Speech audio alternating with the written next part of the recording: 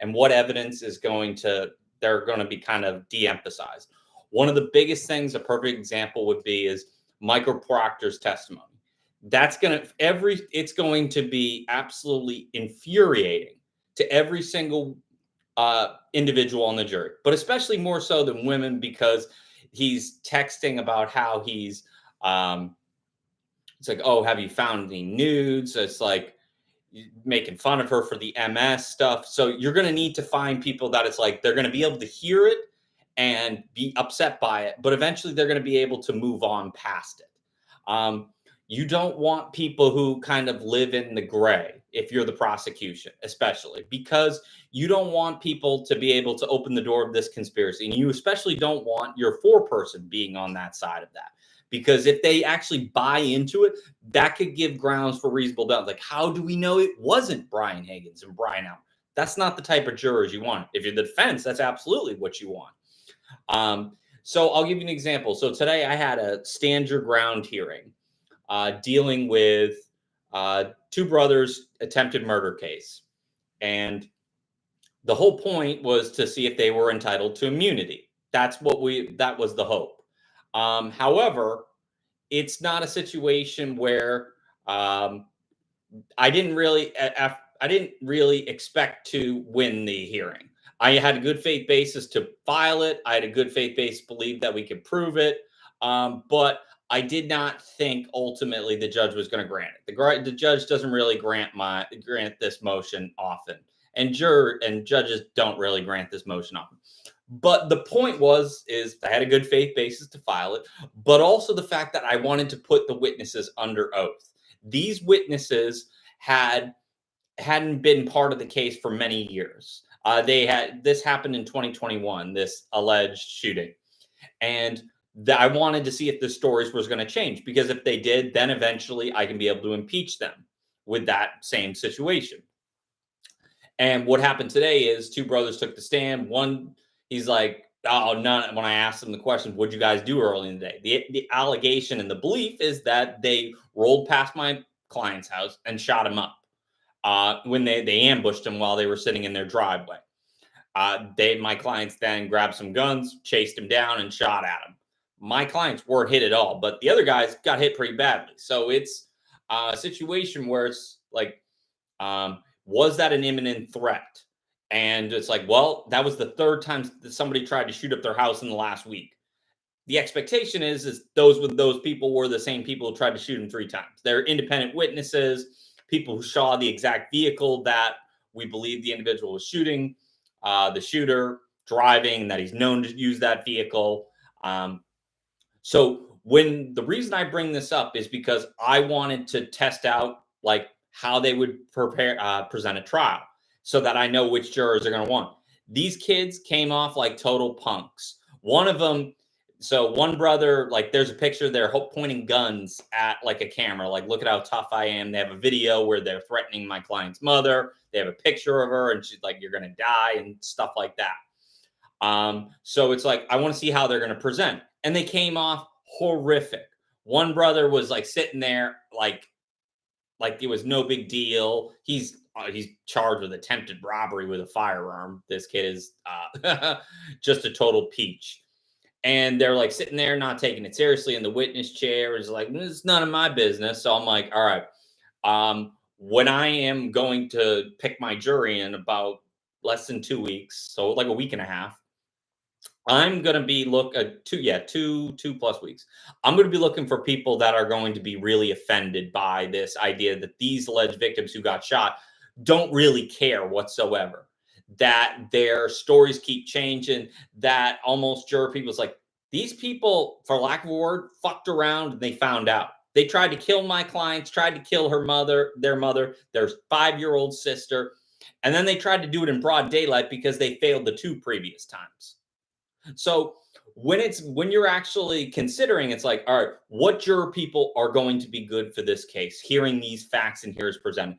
People who are law-abiding people, strong supporters of the Second Amendment, strong supporters of self-defense, and who believe that just because they drove off doesn't mean the imminent threat was extinguished.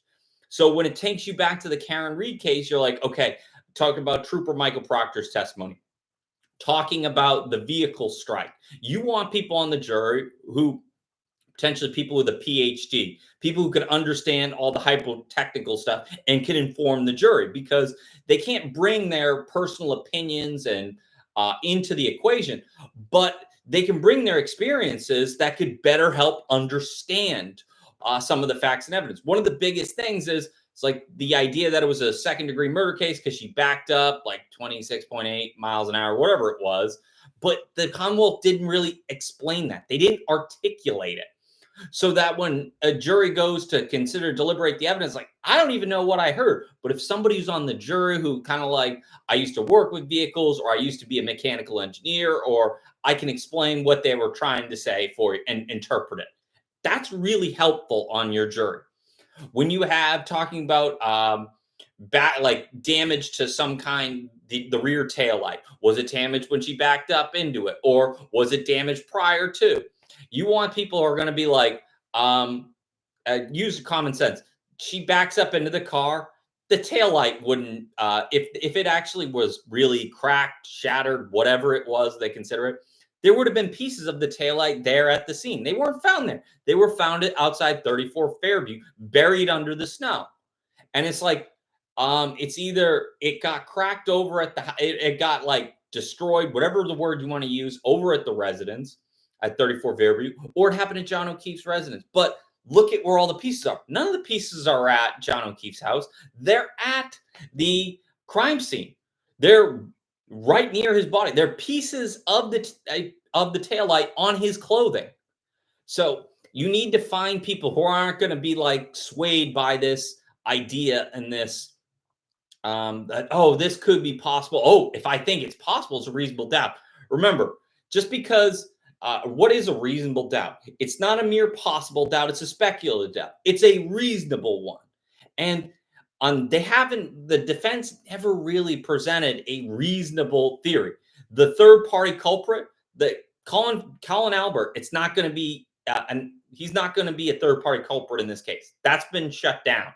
That's not happening. They can argue Brian Higgins, but Judge Canonian, who used to be a defense lawyer, is like, you have literally the bare amount to be sufficient. And when a judge says that, she's basically saying, I don't buy this.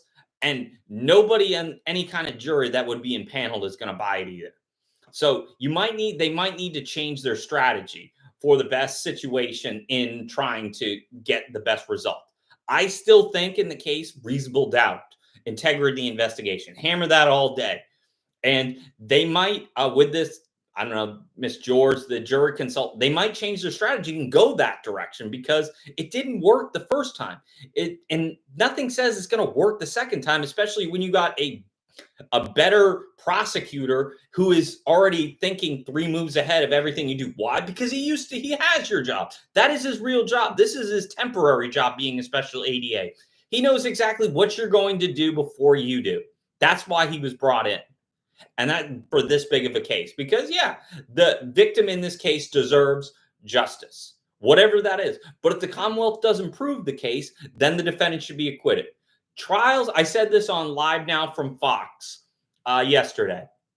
Trials are tried in courtrooms with facts and evidence. They aren't tried online by bloggers in kangaroo courtrooms. They're not. That's not how the system works. They're tried with facts and evidence that are presented at trial. And that's going to be something that's going to be a big theme about this case, because a lot of people, when they're asking voir dires, like, what have you heard about this case? When I usually ask that in trial, very few people are like, oh yeah, I've heard something about it. No, if you live in Norfolk County, you have heard about this case nonstop. It has its own tab on Fox 25. So when you're trying to find out what they actually know, you need to figure out and ask the questions like, how much are they really saying? Are they telling me everything that they know, or only they telling me what they want me to know? And that's with a lot of wide ire. So when you're doing this, your strategy is figure out the people who are going to be beneficial to your case, find out who are not, or yeah, both sides, but also find out who's going to be helpful to being able to explain important facts to your jury. You are looking for hyper-technical people, people with engineering backgrounds, people who are You don't really want doctors. You don't want, and I'll explain to you why you don't want doctors. Doctors are individuals that think at times there's a wonderful profession and they help save lives. But a lot of them tend to, when they're called for jury duty, like, I have this patient on the table. I can't miss this much time. I got a mortgage pay, this, that, and the other thing. Or I remember I had during a voir dire, a medical malpractice attorney was impaneled. And he immediately was like, and he starts complaining. And we were just so done with his complaining about everything that we just booted him off the jury and just went with an alternate. Because immediately, and he was like, thank you, blah, blah, blah. It's like, doctors aren't willing, like, we don't care. We both don't want you on our jury now. So it's all about, you're looking for certain types of people. You're looking with people with certain types of backgrounds. You're already in your case. While you're doing voir dire, you can't pre-try your case because you can't like talk about the facts. What do you think about this? What do you think if a trooper was going through somebody's phone looking for nudes? You can't do that. You can't do that. But you can give hypothetical situations.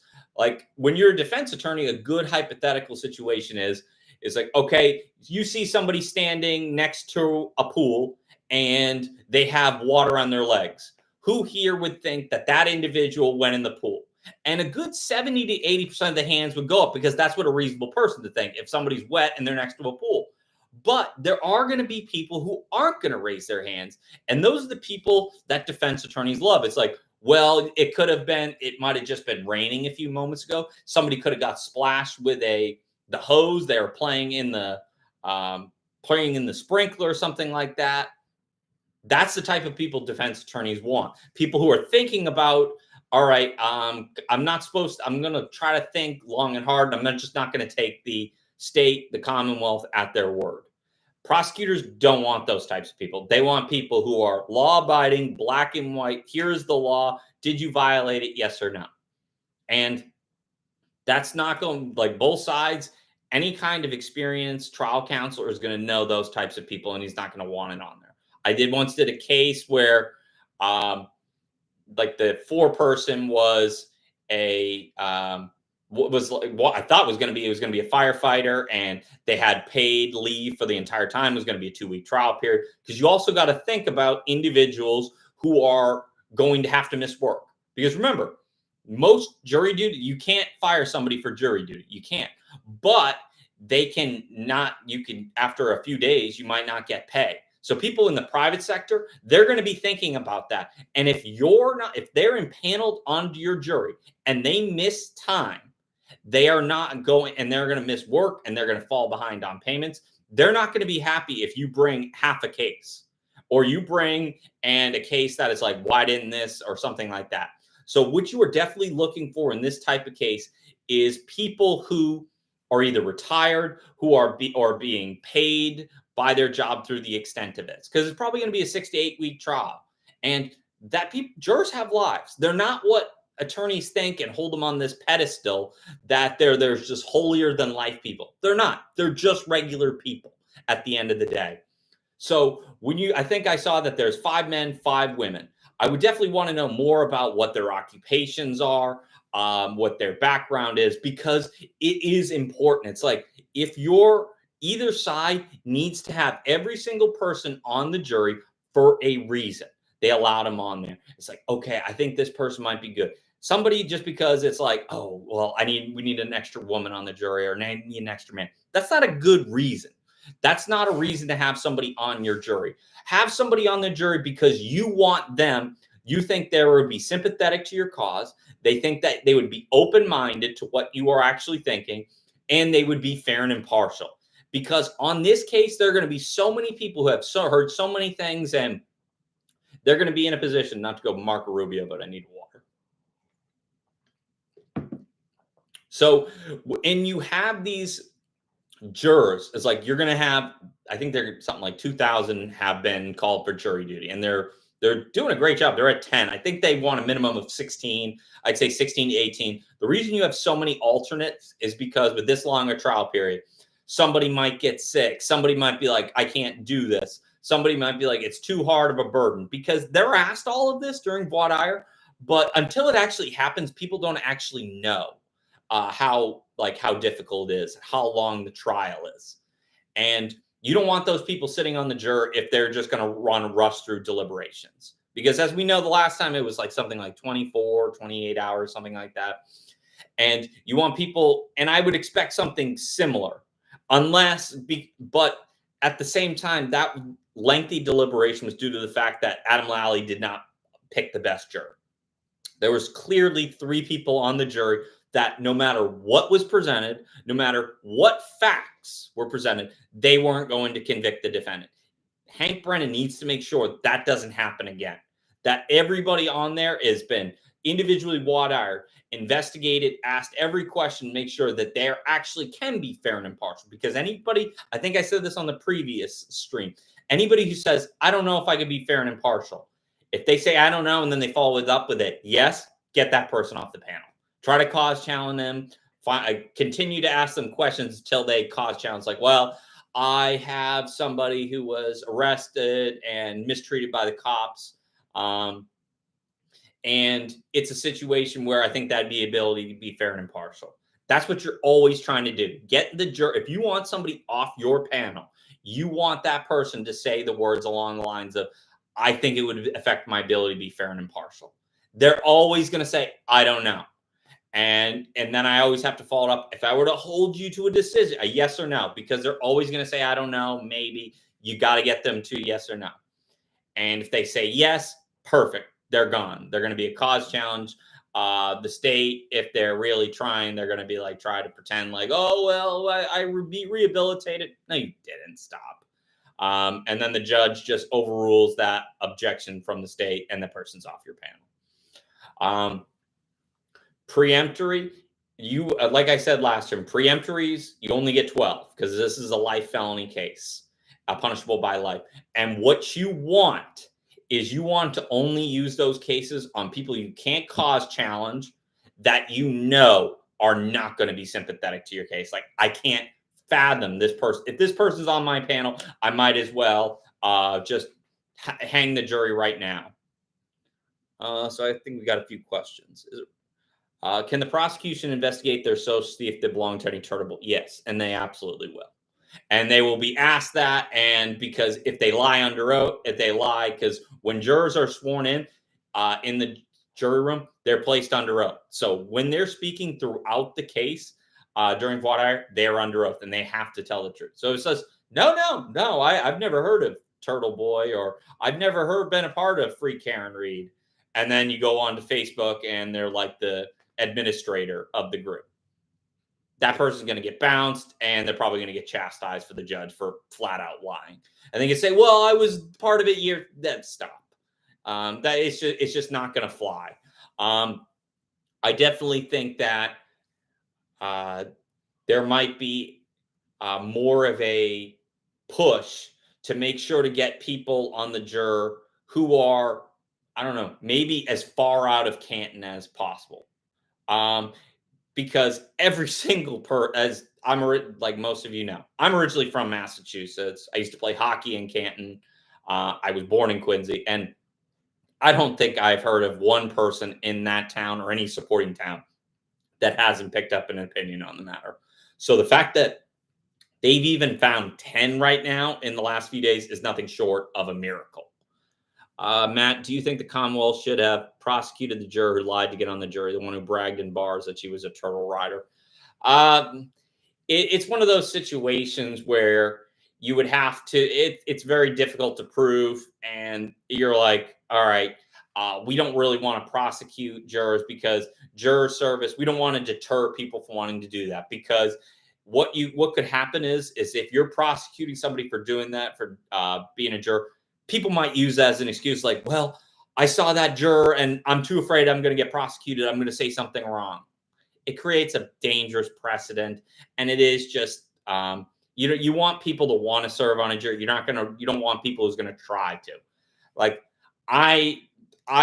if I never want to, I never have to sit on a juror, because I know exactly what to say. And there isn't prosecutors, criminal defense lawyers in the area who would want me on their panel, just simply because I've had both jobs and they don't know which way I'm going to swing on the issues. because my belief is that I don't know anything until I've heard all the facts and the evidence. I can talk about it in real time, how it's playing, what the point of it is. As we find out, that's what we're going to do a lot more. I don't see myself really playing a video of this clip and then talking over somebody. I'm never going to do that. There's plenty of other streams where people do that. It's just kind of giving my thoughts on the case and kind of breaking it down to what you're actually seeing. I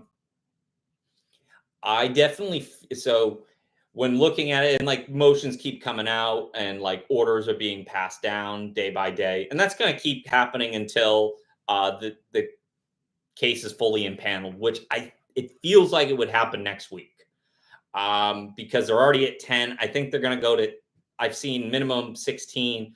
I would say probably 18. It's just how many they can fit in the room, how many they can fit in the courtroom. That's what it's going to come down to. It's like, yeah, as a deterrent, potentially, but deterrents only, and here's the issue with it, deterrents only work for people who have the ability to be deterred. There's still going to be people on these the panels who want to get on and be like a sleeper, free Karen Read person, or a person who already believes she's guilty. There's always going to be people like that. But I don't know. I think that the potential for preventing good people to get on the jury is outweighed by sending a message to one juror who kind of lied and got their way on. Matt, what do you think of Karen wanting to get the jurors' names? Sorry, it's already been asked. I'm just saying.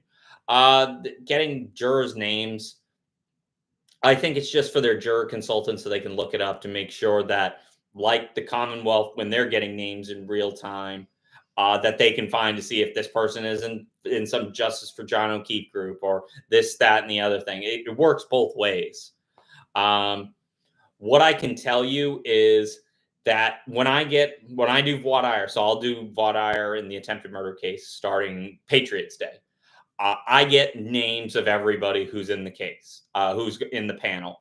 I know how old they are, their family history, single, divorced, married, whether they have kids, what their interests are, and then are they friends with law enforcement? Have they ever been convicted of a crime? All of this is potential bias, trying to find people.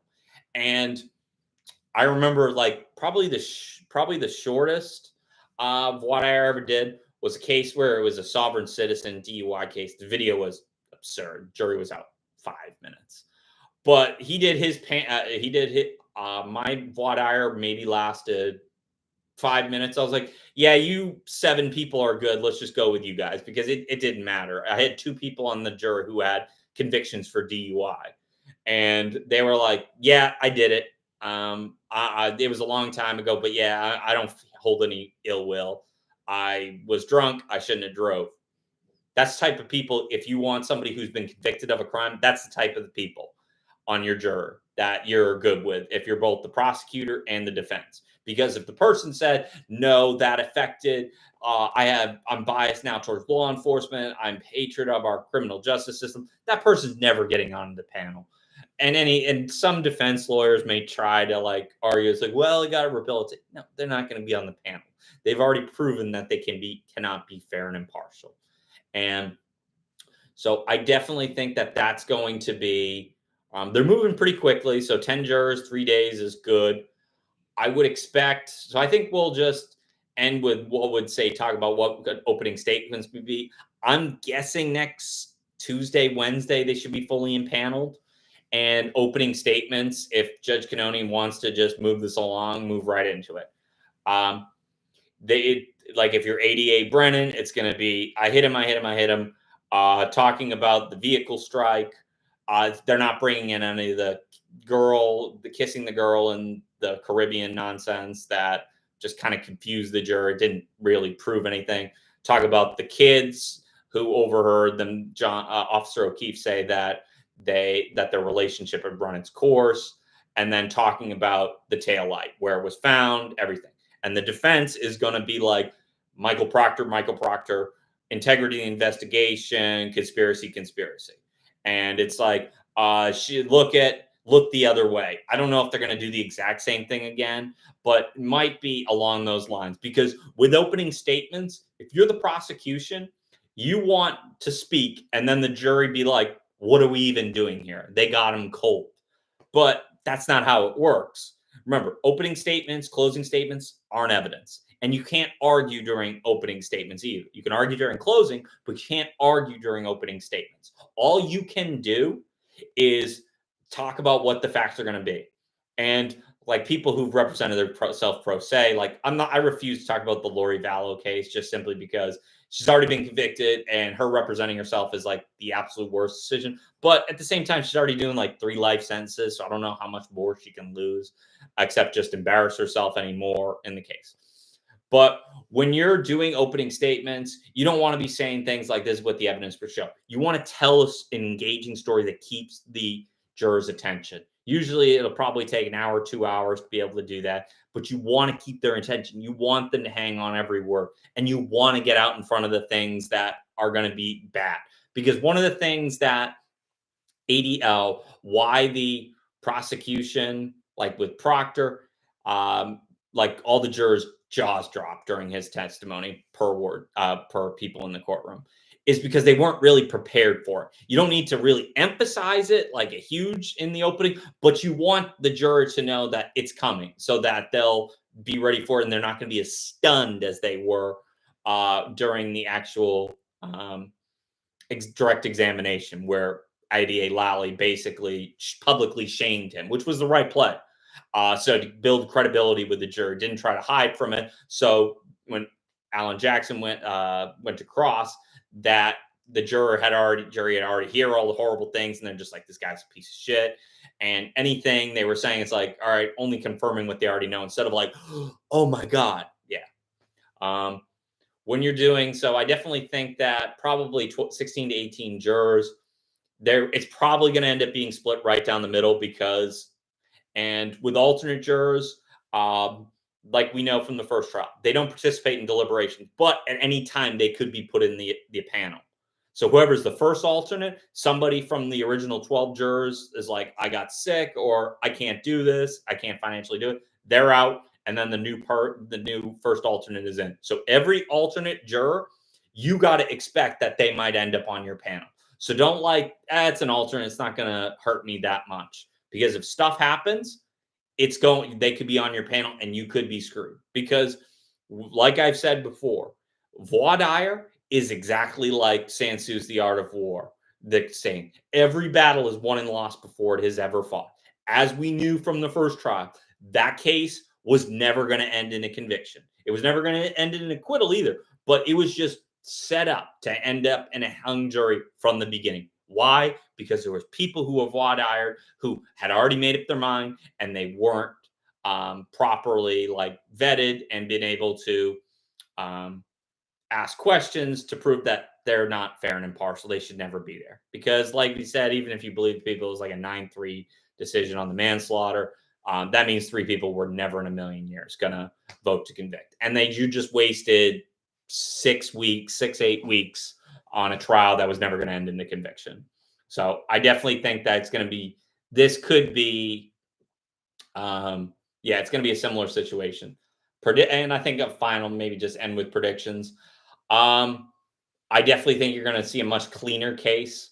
88, especially 88 Brennan is used to crossing, but asks just every question that needs to be asked instead of asking irrelevant questions. Only ask. I know attorneys love to hear themselves speak, but the toughest thing to do is just simply ask the questions and sit down, especially on cross. And that's when you're like, stop, don't ask questions just because you're like, oh, I got him on the ropes. No, you don't. If you're actually thinking you got him on the ropes, you probably don't. You need to, and they're probably not giving you what you want. Every single question you ask of somebody needs to have a point. And I definitely think that's going to be a much bigger, the defense, sometimes asking like their witnesses were way out of whack, but at the same time, the Commonwealth wasn't really tidy with their question. They didn't really ask what they needed to. And they asked a lot of irrelevant questions and kind of confused the jury themselves.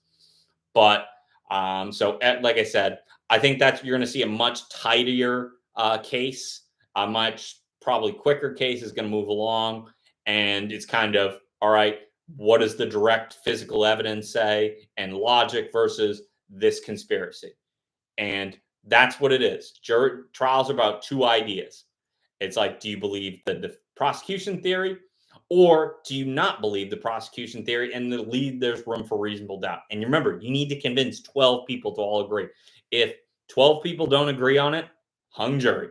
Or so this might be a situation where one of the ideas I've kind of thought about what might happen is the jury might see the evidence like, yeah, I think there might be murder here, but the investigation was so flawed. Maybe we just convict her of manslaughter and go home. That might be a realistic situation, just simply because this is very important. I think I'll end with this. Juries will always do what they think is right. So if jurors want to be able to go home and sleep at night. My father-in-law was on a juror, and it was a child porn case. Guy was convicted. It literally, they went back and they're like, guilty, guilty, guilty, and then they still deliberated for a few hours, even after it was so clear. He said he still kept himself up for 2 nights because he was wondering if he made the right decision. It wasn't until I told him, I was like, yeah, he had a previous conviction for child pornography, that he had like a, oh, okay, all right, thank you. We made the right decision. So juries will always do what they think is right. So I think I'll end with that.